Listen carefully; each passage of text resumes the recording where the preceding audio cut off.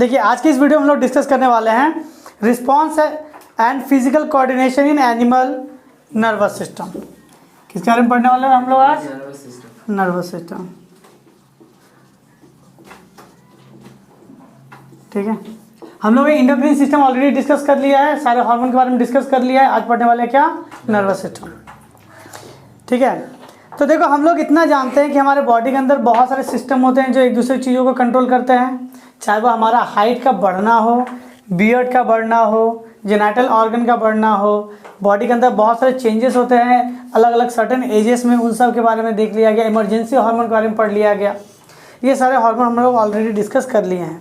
लेकिन इसके अलावा भी, ये तो बॉडी के इंटरनल वाली बातें थी, इसके अलावा भी हमारे नेचर में या हमारे सराउंडिंग में बहुत सारे चेंजेस हो रहे होते हैं।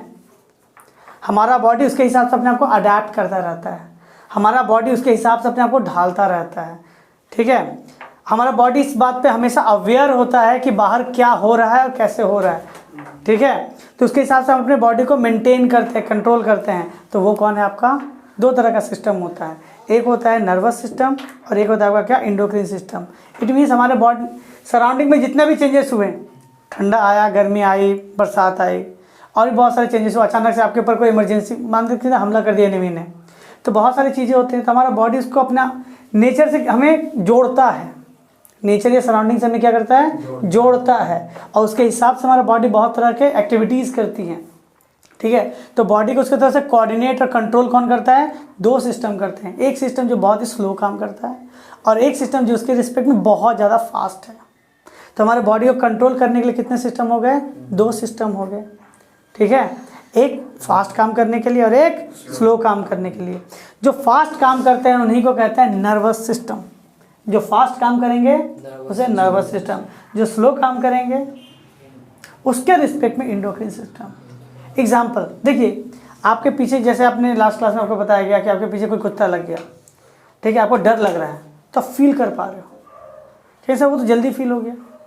लेकिन इससे कई गुना फास्ट आप कोई मैच देख रहे हो या फिर आप रास्ते में चल रहे हो, अचानक से आपका पैर किसी नुकीली जगह पे लग गया या आपका हाथ गर्म तवे पर रखा गया, आप उधर देख भी नहीं रहे थे। उस समय अचानक से इतना फास्ट आपको रिएक्शन देना है, बहुत ज़्यादा फास्ट रिएक्शन हमारा बॉडी देता है। अचानक से हाथ हट जाती है, पैर हटा लेते हैं। तो ये कौन सा सिस्टम है आपका? ये आपका नर्वस सिस्टम है। इसके लिए कोई जूस या किसी तरह का इसमें कोई हार्मोन सिक्रेट नहीं होता है। तो जहाँ जूस सिक्रेट करके आप कह सकते हैं हार्मोन सिक्रेट करने, जूस कहने का मतलब मेरा हार्मोन है, जहाँ आपका हार्मोन सिक्रेट करके आपका काम हो रहा है, नेचर से कनेक्ट किया जा रहा है, आप अडेप्ट कर पा रहे हैं, वो आपका हार्मोनल सिस्टम था, यानी एंडोक्राइन सिस्टम था। लेकिन जहाँ पे किसी भी तरह का फ्लूइड का सिक्रीशन नहीं होगा, ठीक है, और हमारा बॉडी हिसाब से अडेप्ट करेगा, ये सिस्टम क्या कहलाएगा? Nervous system. और नर्वस सिस्टम एंडोक्राइन सिस्टम से कई गुना क्या है? फास्ट है, इसलिए इसका नाम क्या है? Rapid system. ठीक है, तो हमारा बॉडी दो चीज़ों से कंट्रोल होता है, यानी नेचर से कनेक्टेड होता है। इतना तो हम लोग डिस्कस कर लिए। ठीक है, अब यहाँ पे बात करते हैं कि नर्वस सिस्टम किन किन चीज़ों से मिलकर बना है। ठीक है, नर्वस सिस्टम में क्या है? नर्वस सिस्टम के अंदर हम लोग न्यूरॉन्स पढ़ेंगे, नर्व्स पढ़ेंगे। ठीक है, सेंस ऑर्गन के बारे में भी डिस्कस होगा। तो इस टॉपिक में हम लोग को किस पे ध्यान देना पड़ेगा? सबसे ज़्यादा ध्यान देना पड़ेगा न्यूरॉन के ऊपर। सबसे ज़्यादा ध्यान किस पे देना पड़ेगा? फिर सेकंड हमको जाके किस पे ध्यान देना पड़ेगा? नर्व के ऊपर। थर्ड हमें किस पे ध्यान देना पड़ेगा? Sense organ. सेंस ऑर्गन हमारे बॉडी में 5 होती है, आपको पता ही होगा। आई, नोज, टंग, स्किन, ईयर, यही ना होता है। इन सब को डिस्कस करना, यही हमारा टॉपिक है। और ब्रेन। ठीक है, तो इसी के बारे में हम लोग पढ़ेंगे, जिस तरह बुक में दिया उसी सीरीज में हम लोग पढ़ते चलेंगे। ठीक है, तो पहला पैसेज हो गया। अब आते हैं क्या, हम अपने बॉडी में, हमारे इन्वायरमेंट में बहुत तरह के एग्जाम्पल दिए गए हैं, उसके बारे में बताया गया कि कोई आदमी बहुत तेज़ी से दौड़ रहा है। ठीक है, तो जब दौड़ रहा है तो उसके मसल्स बहुत सारा काम कर रहे हैं, वो तेज़ी से सांसें ले रहा है, हार्ट बीट अचानक से बहुत ज़्यादा बढ़ गया है। हार्ट बीट बढ़ने के कारण क्या हुआ? सेल के अंदर जो सेलुलर रिस्पिरेशन था, रिस्पिरेशन का रेट क्या हो गया? बढ़ गया है। रिस्पिरेशन बढ़ने के कारण बॉडी के अंदर एनर्जी ज़्यादा प्रोड्यूस हो रही है। ज़्यादा एनर्जी प्रोड्यूस होती है तो बॉडी ज़्यादा हीट हो जाता है। कभी कभी तो पसीना भी बॉडी से बाहर क्या होता है? निकलने लगता है, क्योंकि बॉडी का टेम्परेचर इतना ज़्यादा हो गया कि बॉडी का उतने टेम्परेचर में ऑर्गन फेल हो जाएंगे। तो ऑर्गन को ठंडा रखने के लिए सारा गर्मी पसीने के थ्रू क्या करते हैं? बाहर निकाल देते हैं। तो इतनी सारी चीज़ें कि बॉडी के अंदर कितना उसमें एनर्जी आपको चाहिए, तो आपके बॉडी के अंदर उतना एनर्जी नहीं है, तो ग्लूकागॉन आपने पढ़ा था कि ग्लूकागॉन रिलीज हो गए, सारे ग्लाइकोजन के तोड़ के संग संग आपको एनर्जी दे रहा है। इतनी सारी चीज़ें एक साथ एक समय पर हो रही हैं, कौन कंट्रोल करेगा? Nervous system. इतनी सारी चीज़ों को एक साथ किसने कंट्रोल किया? तो नाम ही क्या है? Control and coordinate. देखिए कोऑर्डिनेट मतलब क्या, जैसे आपने ऑर्केस्ट्रा देखा होगा, एक आदमी खड़ा होता है, वो जैसे हाथों के इशारों से, एक छोटी सी लाठी होती है, एक छोटा सा आपका स्टिक होता है, उसके आपसे बताता रहता है किसको कितना तेज बजाना है, कितना स्लो बजाना है। 2 स्टिक होती है या 1 स्टिक होता है, आपने देखा होगा ऑर्केस्ट्रा पे। तो वो मैनेज करके रखता है कि सबको कितना काम करना है। तो हमारा नर्वस सिस्टम भी इस तरह से काम करता है। क्लियर है? और कहीं ना कहीं यही नर्वस सिस्टम है, यही आपके पिट्यूटरी ग्लैंड को भी क्या करता है? कंट्रोल करता है। हाइपोथैलेमस आपने पढ़ा है। तो ओवरऑल आप लास्ट में देखिएगा नर्वस सिस्टम ही है, लेकिन हम लोग नर्वस सिस्टम को कितने हिस्सों में बांटते हैं? 2। नर्वस सिस्टम अलग, एंडोक्राइन सिस्टम अलग। क्लियर है? अब बात करते हैं कि नर्वस सिस्टम का काम कैसे होता है। एग्जाम्पल इस तरह समझिएगा, जैसे कि हमारे हाथ में इसमें मच्छर आ गया, मच्छर काट रहा है, तो क्या करता है? आप सो रहे हैं या फिर कहीं पर भी, आप अचानक से इस हाथ से इसको मार देते हैं, ठीक है। लेकिन कॉकरोच होता है तो ऐसे इसको उड़ा देते हैं, मारते नहीं है। तो दोनों के लिए अलग अलग रिएक्शन क्यों? ठीक है, तो ये नर्वस सिस्टम है। आपका मैसेज यहाँ से आया तो कभी ये हाथ उठता है, कभी ये हाथ नहीं उठता है, ये भी ब्रेन डिसाइड करता है कि कब रिस्पॉन्स किसको देना है। तो यहाँ पे हम लोग का पहला टॉपिक आएगा स्टिमुली। आई होप कि स्टिमुली आप लोगों को बता दिया गया, बताया गया था कि नहीं? आउटर या इनर आपके 2 तरह के स्टिमुली होते हैं, मतलब कुछ ऐसा भी इफेक्ट जो आपको इफेक्ट दे लेकिन आप इफेक्टेड ना हो। ठीक है, आप इफेक्ट दे लेकिन आप इफेक्टेड हो गए, सॉरी इफेक्ट दे और आप इफेक्टेड हो गए तो वो स्टिमुली कहलाता है। अगर आप इफेक्ट दे रहे हो, आप इफेक्टेड नहीं हो रहे तो वो स्टिमुली नहीं कहलाता है। स्टिमुली 2 तरह के होते हैं, एक्सटर्नल और इंटरनल। ठीक है, एक्सटर्नल में आपको क्या हुआ? धूप मिल गई, बारिश हो गया, ठंडी हवा चल रही है, तो आप फील कर पाते, आप इफेक्टेड हो जाते हो। ठीक है, इंटरनल, कई दिन पहले आपको चोट लगी थी, अंदर का कोई पार्ट डैमेज हो गया, ठीक है, दर्द करता है, आप बहुत ज़्यादा एक्सरसाइज कर लेते हैं, मसल्स में क्रैम्प आ गया, दर्द कर रहा है, इंटरनल फैक्टर, इफेक्ट दे रहा है, आप इफेक्टेड हो रहे हो। ठीक है, तो हम लोग यहाँ पे बात करते हैं चीज़ों के बारे में, जहाँ से इफेक्ट मिला, जहाँ से आपने स्टिमुली को रिसीव किया है, समझिएगा, जहाँ से आपने स्टिमुली को क्या किया है? रिसीव किया है। जिस ऑर्गन से मच्छर काटा ना आपके इस ऑर्गन में, आपने इस जगह से उसको इम्पल्स भी डिस्कस होता है। एक इलेक्ट्रिक सिग्नल होती है, हमारा कोई भी मैसेज इलेक्ट्रिक सिग्नल नहीं, इलेक्ट्रिक सिग्नल की तरह एक सिग्नल होता है जो बॉडी जनरेट करता है, ब्रेन के पास भेजता है, उसे इम्पल्स कहते हैं। हाँ या ना? अब मान लीजिए कि यहाँ पे मच्छर काट रहा है, तो इस जगह ने उसके मैसेज का क्या किया? नहीं, यहाँ तक सही है। मान लीजिए यहाँ पे मच्छर काट रहा है, तो यहाँ से आपने मैसेज को रिसीव किया है, तो ये इलाका क्या कहलाएगा आपका? ये इलाका जहाँ से रिसीव करते हैं, रिसेप्टर, जहाँ से रिसीव कीजिए उसे क्या कहेंगे? रिसेप्टर। क्लियर है? जहाँ से मैसेज को रिसीव कीजिएगा उसे क्या कहेंगे? रिसेप्टर। क्लियर है? हाँ या ना? तो ये रिसीव करने के लिए क्या कीजिएगा? स्किन से क्या रिसीव कर सकते हैं? Heat, hotness, coldness, feeling, pressure ज़्यादा है कम है, तभी ना पता चलता चींटी चल रही है कि क्या चल रहा है, तो समझ आ जाता है। प्रेशर ये सब रिसीव कर, ये क्या लाइट रिसीव कर सकता है? ना। लाइट रिसीव करने के लिए सेल कहाँ बने आपके? आई के अंदर। ठीक है, साउंड कौन रिसीव करता है? कान। टेस्ट कौन रिसीव करता है? टंग। तो अलग अलग जगह पे अलग अलग रिसेप्टर है। तो जो साउंड रिसीव करता है ईयर, उसे कहा गया क्या? फोनो रिसेप्टर। क्या कहते हैं? फोनो रिसेप्टर। याद रखिएगा फोन के हिसाब से, फोन किस तरह काम करता है? हाँ हेलो, तो फोन वाला काम हो गया ना। तो साउंड के बारे में कभी भी आएगा photoreceptor. Light, photoreceptor. Light क्या? Photoreceptor. स्मेल यहाँ पे दिक्कत करते हैं नहीं, ये होता है आपका अल्फा टोरी रिसेप्टर। ठीक है, और आपका स्किन जो आपका टच फील करता है उसे कहता है टैंगो रिसेप्टर। आप जो टेस्ट, गस्टो रिसेप्टर, जनरली गैस से जनरली इसे रिलेट कर देते हैं। गस्टो मतलब यहाँ पे क्या आपका कहते हैं क्या? टेस्ट। तो आपके टंग में कौन सा रिसेप्टर होगा? गस्टो। ठीक है, तो जहाँ से रिसीव हुआ रिसेप्टर। ठीक है, लेकिन जो उसका रिस्पॉन्स देगा इफेक्टर। बात सुनिए, यहाँ से मच्छर ने क्या रिसीव किया? रिसेप्टर। इसका इफेक्ट किसने दिया? इसने इफेक्ट दिया, तड़ से मार दिया, उड़ा दिया उसको किसी को। तो ये क्या है? आपने अगर इसी से उड़ा दिया, यहीं से इफेक्ट दे दिया इफेक्टर, या फिर इधर से आके इसको मारा तो ये इसका क्या था, यहाँ से इफेक्ट दे रहा इफेक्टर। तो जहाँ से इम्पल्स रिसीव हुआ रिसेप्टर, उसका रिस्पॉन्स में आपने उसके रिस्पॉन्स में आपने जिस ऑर्गन से काम किया या उसका आंसर दिया तो क्या कहला इफेक्टर, इफेक्टर।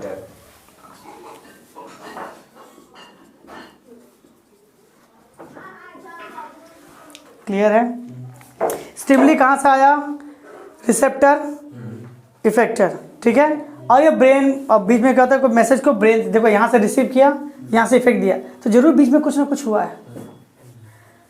तो यहाँ से मैसेज क्या होता है, जनरली आपको बताया जाएगा, यहाँ से मैसेज स्पाइनल कॉर्ड के पास आता है, स्पाइनल कॉर्ड से ब्रेन, उसके बाद वापस स्पाइनल कॉर्ड, उसके बाद अलग अलग ऑर्गन में जाती है, ठीक है। तो बीच में क्या होता है, आपका नर्वस सिस्टम होता है। रिसीव करने में और इफेक्ट देने के बीच में क्या होता है, आपका नर्वस सिस्टम होता है, और ये बहुत ज़्यादा तेज ही काम करता है। अच्छा, इफेक्टर समझा दिया गया। इफेक्टर क्या है, जिस ऑर्गन ने आपने उसका स्टिमुली का अगेंस्ट में आपने जो रिस्पॉन्स किया वो कहलाएगा क्या, इफेक्टर, ठीक है। इफेक्टर क्या लेके आता है, रिस्पॉन्स। इफेक्टर क्या लेके आता है अपने साथ, रिस्पॉन्स। आपने कैसा बिहेव किया उस स्टिमुली के कारण, तो रिस्पॉन्स समझा पाए। तो रिस्पॉन्स किसके थ्रू दिया जा सकता है, इफेक्टर, इफेक्ट, ठीक है। रिस्पॉन्स किसी ऑर्गन के थ्रू आप इफेक्ट दे दिए, ठीक है। यहाँ तक हो गया। अब यहाँ पे बात किया जाता है क्या, इम्पल्स क्या है, जैसे बताया गया इलेक्ट्रोकेमिकल वेव। इम्पल्स क्या है, इलेक्ट्रोकेमिकल वेव। देखिए केमिकल, जैसे हम अब देखो ये कैसे पता चलता है कि किसी ने टच किया है या प्रेशर दिया है या चोट लगा है, सब तो एक ही जैसा है, लेकिन उसके लिए अलग अलग केमिकल बिहेवियर समझते हैं और वो उसके इलेक्ट्रिक शॉक के रूप में कहा जाता है ब्रेन के पास, ठीक है। तो ये क्या हुआ आपका इम्पल्स। तो इम्पल्स क्या है, इलेक्ट्रोकेमिकल वेव, जो कि बहुत ही माइक्रो इलेक्ट्रिक वोल्टेज में आता है। जैसे मैंने आपको पहले ही बताया है कि इम्पल्स इलेक्ट्रिसिटी की तरह दिखने वाला, इलेक्ट्रिसिटी माइक्रो इलेक्ट्रिक वोल्टेज, यानी एक वोल्टेज का भी कई हजार गुना कम, इतना कम में होता है और सेम स्पीड में भागता है ब्रेन के पास, तो बहुत जल्दी पहुंच जाता है। क्लियर है? अब देखिए यहाँ पे क्या होता है ना, यहाँ पे आपको देखने को मिलेगा बहुत सारे सेल होते हैं नर्वस सिस्टम में। एक मैसेज को देखिए आपने रिसीव किया ना, इधर देखिएगा, यहाँ से मैसेज कहाँ जाएगा, अब मान के चलिए मोटे मोटे तौर पे यहाँ मैसेज रिसीव हुआ, ब्रेन के पास गया, ब्रेन ने कहा अच्छा ऐसी बात है, चलो ये काम तुमसे नहीं होगा, किसी और को देते। यहाँ से मैसेज आया इस हाथ को कि जाओ मारो, तो ब्रेन ने मैसेज आया यहाँ तक, फिर मारो, हाँ या ना।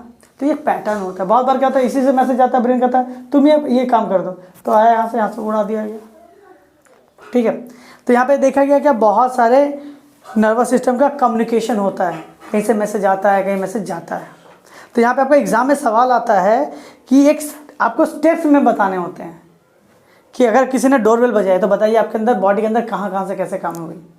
तो सबसे पहले स्टिमुली होगा साउंड, सबसे पहले लिखिएगा स्टिमुली साउंड, फिर एरो या फिर साउंड ऑफ द बेल, फिर एरो। सेकंड क्या हुआ, फोनो रिसेप्टर, वहाँ से स्टिमुली निकला, वहाँ से स्टिमुली निकला, और रिसीव कहाँ से करेंगे, ईयर। तो क्या होगा, फोनो receptor from year receive the फोनो रिसेप्टर। क्लियर है? और वहाँ से इम्पल्स जनरेट हुआ, यहाँ से इम्पल्स कहाँ तक गया, ब्रेन।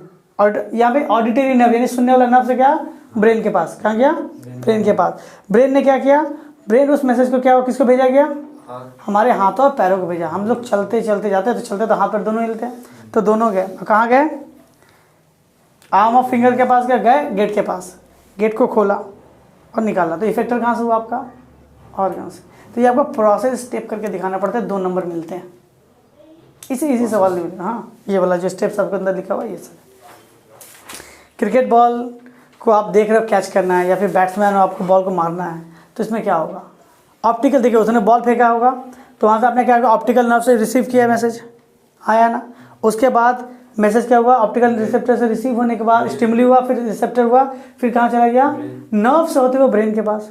ब्रेन ने क्या कहा कि बॉल उसी स्पीड से आ रही है, इम्पल्स किसको भेजा, हाथों को, फिंगर के ग्रिप को भेजा, और बॉडी के अंदर बहुत सारी एनर्जी है तो फिंगर के पास आया, जैसी बॉल आई स्ट्रोक मार, इफेक्टर आ गया।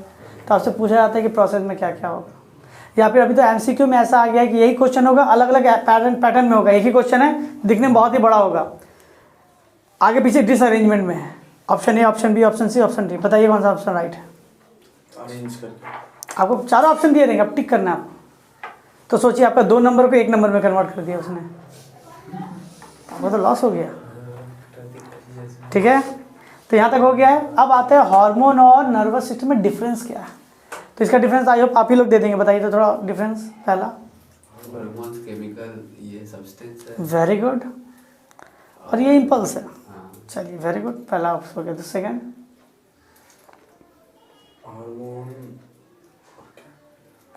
हार्मोन स्लो काम करता है, नर्वस फास्ट करता है, बहुत ज़्यादा फास्ट काम करता है। हाँ। ठीक है, हार्मोन में आप क्या कहते हैं, ग्लैंड काम करता है, इसमें नर्व्स काम करते हैं। क्लियर है? हाँ या ना, आप ये सब कह सकते हैं। हार्मोन अपना काम करने के बाद अपने आप को डैमेज कर लेता है। ब्रेन अपने आप को डैमेज करेगा क्या? एक काम अगर डैमेज नहीं, ऐसा तो नहीं होता, तो वो काम करता रहता है। क्लियर है? हार्मोन प्लांट और एनिमल दोनों के लिए है। ठीक है, नर्वस सिस्टम सिर्फ एनिमल के लिए, प्लांट के लिए, प्लांट के पास नर्वस सिस्टम होता ही नहीं। ठीक है, हार्मोन के लिए, हमारे हार्मोन के लिए बहुत ही बड़ा एरिया, बहुत बड़े एरिया में काम करता है।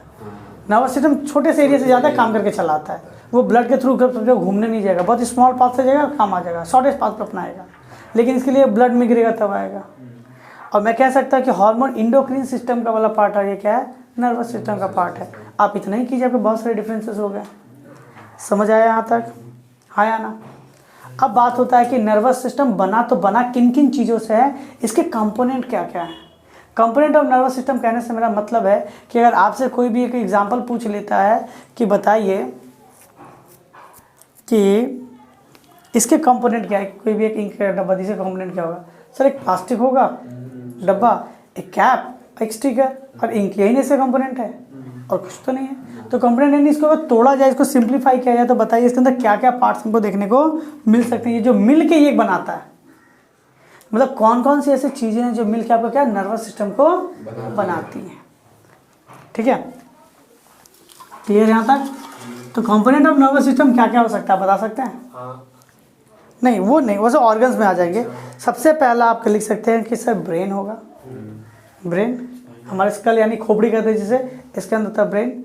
और यहाँ से देखिए, मैं मैसेज बताता हूँ, यहाँ से देखिए रीढ़ की हड्डी आपने देखा है ना, तो रीढ़ की हड्डी के साथ में बहुत सारे केबल्स हैं, बहुत सारे तार भी उसके साथ जाते रहते हैं, उसे कहते हैं स्पाइनल कॉर्ड। रीढ़ की हड्डी तो वर्टिब्रेट है, रीढ़ की हड्डी मतलब क्या, वर्टिब्रेट कॉलम, वर्टिब्रेट कॉलम। लेकिन इसके साथ बहुत सारे मसल मतलब क्या, बहुत सारे तारों का गुच्छा भी जाता है। इस तारों के गुच्छों को क्या कहा गया है, स्पाइनल कॉर्ड, उसके साथ आता है। ठीक है, तो ब्रेन, स्पाइनल कॉर्ड, नर्व्स, ठीक है, और न्यूरॉन्स। जनरली न्यूरॉन से ही नर्व बनता है, इसलिए नर्व भी कहा जाता है। तो मैंने क्या देखा कंपोनेंट में, आप कह सकते हैं। ठीक है, ये सारी चीज़ें, न्यूरॉन्स होते हैं, न्यूरोजिला भी होता है। हम लोग डिस्कस करेंगे कि न्यूरॉन्स और न्यूरोजिला क्या है, अभी वहीं से स्टार्ट होगा। क्लियर है? तो इसके लिए मुझे क्या करना पड़ेगा, न्यूरॉन का डायग्राम बनाना पड़ेगा। तो देखिए न्यूरॉन का डायग्राम कैसे बनाता है, आप देख लीजिए। आपका एग्जाम में 5 नंबर के सवाल के अंदर आता है, 3 नंबर का सवाल आएगा। मतलब 5 नंबर का सवाल क्या होता है, छोटे छोटे सवाल को जोड़ के 5 नंबर का सवाल बनता है। तो न्यूरॉन का डायग्राम आपसे पूछा जाता है, और न्यूरॉन के पार्ट्स के बारे में बताने के लिए कहा जाता है। 10 या 8 पार्ट्स या 6 पार्ट्स बताइए, डायग्राम बनाइए, 3 नंबर आपके। तो देखिए इसका डायग्राम कैसे बनेगा, देखिएगा। बहुत लोग इसका फिंगर काउंट करते कितने ब्रांचेस है, ऐसा कुछ नहीं होता।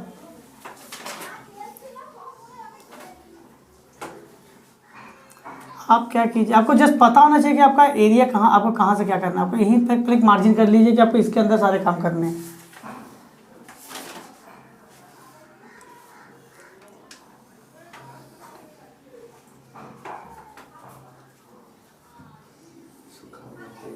हाँ, सो क्या जितना समझ सकते हैं।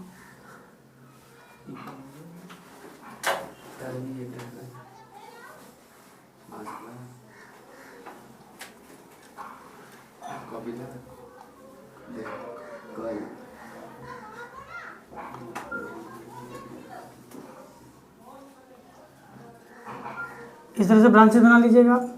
ठीक है, उसके बाद क्या करना है,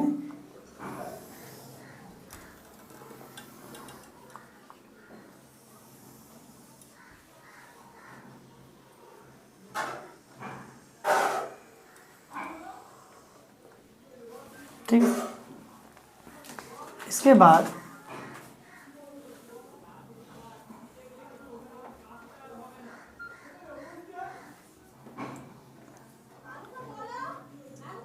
इस तरह से देखिए, बहुत सारे आपके बने, आप कितने ही बना सकते हैं। ठीक है,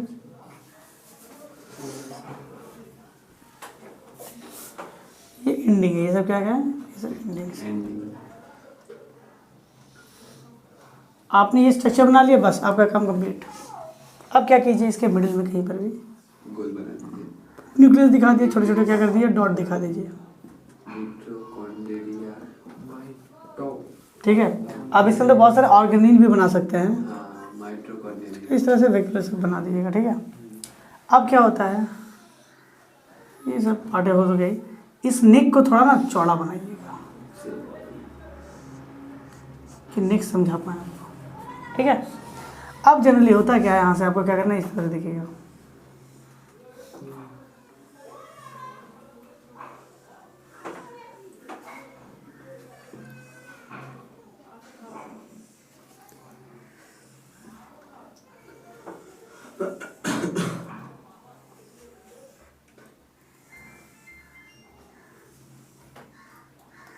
देख पा रहे हैं आप इसे? क्या कहते हैं, एक्सोन हीलॉक। सारी चीज़ें डिस्कस करें, चिंता मत कीजिए। इसको बोलते हैं माइनिंग। ठीक है, माइनिंग से अब देखिए आप क्या न्यूक्लियस दिखाते रहिए। Mining set. ठीक है, यहाँ तक क्लियर है? तो ये आपका न्यूरॉन का डायग्राम है। ये क्या आपका है, किसका डायग्राम है, न्यूरॉन। और ये हमारे नर्वस सिस्टम का बेसिक हिस्सा है, हमारा पूरा नर्वस सिस्टम इसी से मिलकर बना है। आपसे पूछा जाता है कि बताइए ब्रेन में कितने न्यूरॉन होते हैं, 1000 करोड़। हाँ, ठीक है। और न्यूरॉन कहा जाता है कि रीजनरेशन कर सकते हैं, इसके अंदर रिप्रोडक्शन करने की क्षमता नहीं होती। ये क्या कर सकता है, रीजनरेशन करता है। रीजनरेशन मतलब क्या है, अगर आपकी उंगली कट जाती है वापस एक उंगली आ जाएगी, वो है रीजनरेशन। इसीलिए कहा जाता है कि हमारे बॉडी के अंदर नर्वस सिस्टम के अंदर जो न्यूरॉन है, न्यूरॉन जो आप कह सकते हैं नर्वस सिस्टम का स्मॉलेस्ट पार्ट है, वो रिप्रोडक्शन नहीं करता है। आपसे कहीं पूछा, आपको जब आपको सेल डिवीजन पढ़ाया जाता तो उसमें ये सब चीज़ें बताई जाएंगी कि हमारे बॉडी के कैसे, हमारे बॉडी के कुछ सेल के नाम, एक सेल का ऐसा नाम बताइए जो रिप्रोडक्शन नहीं करता है। एक कह सकते इसके अंदर सेल डिवीजन होता ही नहीं है, क्या है, न्यूरॉन। क्योंकि सेल डिवीजन करने के लिए किसकी ज़रूरत होती है, मैं पहले बता देता हूँ, सब चीज़ें आगे जाके डिस्कस होंगी। हमारे बॉडी किसी भी सेल को डिवीजन करने के लिए सब चीज़ की जिसकी ज़रूरत होती है उसको कहते हैं क्या, सेंट्रोजोम। इसके अंदर नहीं पाया जाता, अगर पाया भी जाता है तो इनएक्टिव होता है, इन्हें डिवीजन कर नहीं सकता। क्लियर है? अब इसी के पार्ट्स को हम लोग समझेंगे। ठीक है, समझिएगा। इसे कहते हैं सेल बॉडी। इसको मैं पूरे बॉडी को 2 हिस्सों में बांट सकता हूँ, यहाँ से लेके, ये पहला हिस्सा यहाँ से लेके पूरा यहाँ तक, समझा पाए, इस जगह से लेके इस जगह तक हिस्से को, इस गले तक, इसे कहेंगे सेल बॉडी। क्या कहेंगे, सेल बॉडी। पेरिकैरियन, सोमा, सब इसी का नाम है। क्या नाम है इसके, सेल बॉडी, पेरिकैरियन, साइटोन भी इसी के नाम है। क्लियर है? और यहाँ से लेके मैं पूरा एंड तक बात करूँ तो इसे कहते हैं एक्सॉन। क्या कहते हैं? तो मैं कह सकता हूँ कि मैंने न्यूरॉन को 2 हिस्सों में बांटा है, पहला सेल बॉडी, दूसरा एक्सॉन। क्लियर है, डाउट है? ठीक है। अब कहा जाता है, अब देखो इसको समझिएगा, इसको जितना अच्छा समझिएगा सारे पार्ट्स के बारे में लोग डिस्कस कर लेंगे। ठीक है, तो सेल बॉडी इस जगह से इस जगह तक, यहाँ से लेके यहाँ तक आपका क्या हो गया, एक्सॉन। ठीक है, अब देखिए सेल बॉडी के पास न्यूक्लियस होगा, सेल बॉडी के पास न्यूक्लियस होता है, यानी इसके पास ब्रेन होता है। इसके पास बहुत सारे छोटे छोटे डॉट पाए जाते हैं सर, इसको कहते हैं निसल ग्रैनुअल। क्या कहा जाएगा आपका, निसल ग्रैनुअल। और इसके इसके मतलब न्यूरॉन के अंदर, इसके अंदर जो लिक्विड पाया जाता है, इसके अंदर जो जेली पाई जाती है, जिस तरह सेल के अंदर तो साइटोप्लाज्म था ना, इसे क्या, इसके अंदर क्या पाया जाएगा, न्यूरोप्लाज्म। क्या पाया जाएगा, तो देखिए आप देखिए बहुत सारे पार्ट्स के, आपको जब इसके पार्ट्स लिखने के लिए कहा जाएगा तो आप एक लाइन यहाँ से लिख सकते हैं, निसल ग्रैनुअल, माइटोकॉन्ड्रिया, न्यूक्लियोलस, और ऐसे खाली जगह पे एक लाइन खींचिए, क्या होगा आपका, न्यूरोप्लाज्म। ठीक है, तीन चार पार्ट तो हम लोग ऐसे डिस्कस कर लिए, हाँ या ना? ठीक है, ये मैसेज रिसीव करता है। देखिए ये मैसेज क्या करता है, हमारे स्किन के ऊपर, अंदर में स्किन के नीचे पूरा ये फैला हुआ है, ये मैसेज रिसीव करते हैं ब्रांचेस। और एक मैसेज को रिसीव करके कितने लोगों को बांट देगा, देखिए तो बहुत सारे लोगों को बांट देता है, वो सारे लोग आगे जाते हैं, तो इस तरह मैसेज फैलता जाता है। ठीक है, तो मैसेज रिसीव कौन करता है, ये पतले वाले पोर्शन को हम लोग कहते हैं डेंड्राइट्स। क्या कहते हैं, और ये जो मोटा ब्रांच आगे जाके मिल जाता है उसे कहते हैं डेंड्रॉन। तो बहुत सारे बुक में आपको डेंड्रॉन खाली दिखेगा, इसलिए जो पतले ब्रांचेस उसे क्या कहते हैं, डेंड्राइट्स। डेंड्राइट्स डेंड्रॉन, ठीक है, क्लियर हो गया तक। तो कहा जाएगा मैसेज कौन रिसीव करता है, डेंड्राइट्स या फिर डेंड्रॉन, और ये आप कह सकते हैं एक्सॉन सेल के अंदर, न्यूरॉन के अंदर कौन, सेल बॉडी मैसेज को रिसीव करती है, क्लियर है, ठीक है। और न्यूरॉन का काम क्या है, कोई न्यूरॉन ढंग से काम नहीं कर रहा तो उसको काट के फिर से नया न्यूरॉन बनाना है, यानी रीजनरेशन का काम करना है। इसका न्यूक्लियस यानी ब्रेन है, तो न्यूरॉन को बनाना है, रीजनरेशन करना है, सब किसके काम होंगे, सेल बॉडी का काम। आपसे सेल बॉडी का काम पूछा तो बता सकते हैं फंक्शन। अब इसके अंदर बहुत सारी चीज़ें पाई जाती है, इसके अंदर वर्ड पाया जाता है न्यूरोफाइब्रिल, इसको अच्छे से पढ़िए, बहुत सारे बच्चे इसी को डिस्कस नहीं करते हैं, आगे निकल जाते हैं। न्यूरोफाइब्रिल है क्या, तो देखिए मैं आपको बताता हूँ, आपने कोई रूम देखा होगा, तो रूम में क्या पिलर्स लगे होते हैं ना, तो पिलर क्या करता है, छत वत रहता है तो आपको स्पेस देगा, स्ट्रक्चर देता है। तो कहीं पर भी आपको न्यूरोफाइब्रिल दिख जाता है, फाइब्रिल वर्ड दिख जाए, तो मान लो उसका पिलर है। अब ये पतला थोड़ी होता, ये तो गोल की तरह से दिखते हैं, गोल गोल दिखता है, तो उसके बीच में क्या पिलर की तरह काम करता है। फाइबर क्या है, तो न्यूरोफाइब्रिल क्या है, उसके पिलर्स की तरह काम करता है। ये साइटोस्केलेटन यानी इसके स्केलेटन की तरह है, हड्डियों का ढांचा या कह सकते हैं, उसको शेप देने का काम करता है, समझा पाए। इसके अंदर जो डॉट पाया जाता है उसे कहता है निसिल ग्रैनुअल, क्या कहा जाएगा, निसिल ग्रैनुअल क्या है, निसिल ग्रैनुअल एक टाइप का RER है, RER मतलब रफ इंडोप्लाज्मिक रेटिकुलम, और एंडोप्लाज्मिक रेटिकुलम से क्या निकलता है आपका, किसी को पता है, राइबोसोम, क्या निकलता था, और राइबोसोम का काम क्या था, प्रोटीन बनाने का, तो इसका प्रोटीन यहीं से बनेगा, निसिल ग्रैनुअल से, क्लियर है। और भी सेल ऑर्गेनिज के अंदर पाई जाती है, माइटोकॉन्ड्रिया पाई जाती है, गोल्गी बॉडी पाई जाती है, ठीक है, सारे सेल ऑर्गेनिज पाए जाते हैं, लेकिन क्या नहीं पाया जाता इसके अंदर, सेंट्रोसोम, और अगर पाया भी जाता है तो इनएक्टिव स्टेज में, जिसके कारण इसके अंदर सेल डिवीजन नहीं होता है, क्लियर है। तो आपसे कहा जाएगा मैच्योर न्यूरॉन के अंदर क्या नहीं पाया जाता, कौन सा सेल ऑर्गेनल नहीं पाया जाता, बहुत सारे आपको ऑड वन आउट होगा, तो आप देख लीजिएगा। इतना हो गया। अब बात करते हैं कि डेंड्राइट्स के बारे में। तो डेंड्रॉन के बारे में बता दिया गया, शॉर्ट मल्टीपल ब्रांचेस जो निकले होते हैं उसे क्या कहते हैं, डेंड्राइट्स। उसके जो मोटे ब्रांचेस होते हैं उसे क्या कहते हैं, डेंड्रॉन, क्या कहते हैं, डेंड्रॉन। फाइब्रिल के बारे में हो गया, ये सब डिस्कस हम लोगों ने कर लिया है, ठीक है। तो इन सब का काम होता है मैसेज को रिसीव करने का, क्या होता है काम, चलिए मैसेज तो रिसीव हो गया, ठीक है।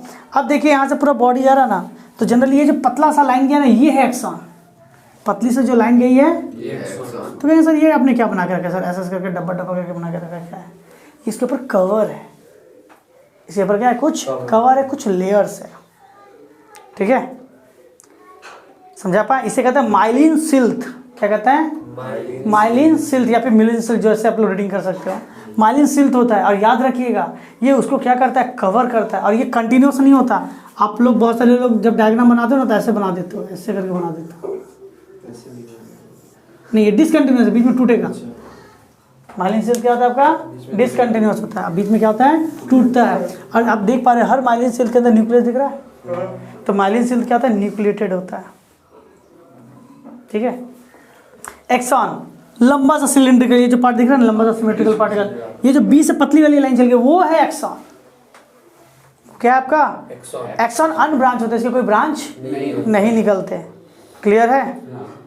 और सभी सेल बॉडी से क्या निकलेगा, जितने भी सेल बॉडी है उससे सबसे क्या निकलेगा आपका, एक्सॉन निकलेगा, क्लियर है। अब एक्सॉन के अंदर जो लिक्विड होगी, सेल के अंदर वाला साइटोप्लाज्म, न्यूरॉन के अंदर वाला न्यूरोप्लाज्म, एक्सॉन के अंदर एक्सोप्लाज्म, क्लियर है।